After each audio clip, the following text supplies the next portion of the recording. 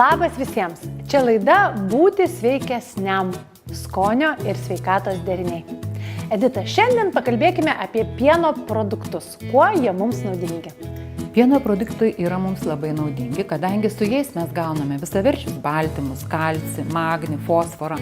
Na, o su rūgusio pieno produktais gauname gerąsias bakterijas, kurios ypatingai duoda daug naudos žmogaus organizmui.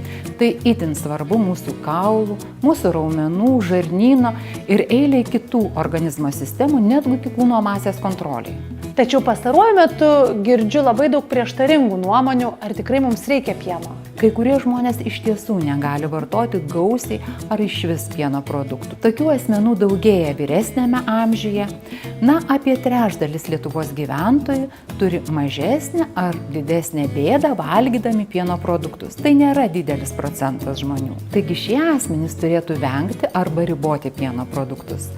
Na, o kiti kaip tik turėtų įtraukti į savo racioną ir mėgautis visa pieno produktų duodama nauda. Ar visi pieno produktai vienodai naudingi? Mažiausiai vertingi tie, kurie turi savo sudėtyje pridėtinio cukraus, kurie turi pridėtinės druskos arba yra labai riebus. Vieni naudingesnių pieno produktų yra rūgę pieno produktai, tai yra pasukos, kefyras, rūgpienis. Tai tokie patrauklūs ir skanūs varškės sūreliai netokie už sveiki? Renkantis maisto produktus galioja viena taisyklė. Kuo jų skonis toliau nutolęs nuo tikrojo jų skonio, vadinasi, produkte yra pridėta kažko, kas ne visai palanku sveikatai. Kiek pieno produktų turime suvartoti per dieną?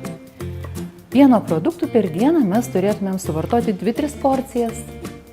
Na, o porcija matuojama taip, maždaug stiklinė kefyro arba pieno, arba maždaug nepilna stiklinaitė būtų varškės 40 gramų sūrio. Žinoma, tie pieno produktai, kurie yra riebus, pavyzdžiui, grietinėlė, grietinė arba riebus fermentiniai sūriai, jų reikėtų vartoti saikingai. Skanaukite ir mėgaukitės, juk gera būti sveikesniam. Parengtas sveikatos mokymo ir ligų prevencijos centro užsakymu.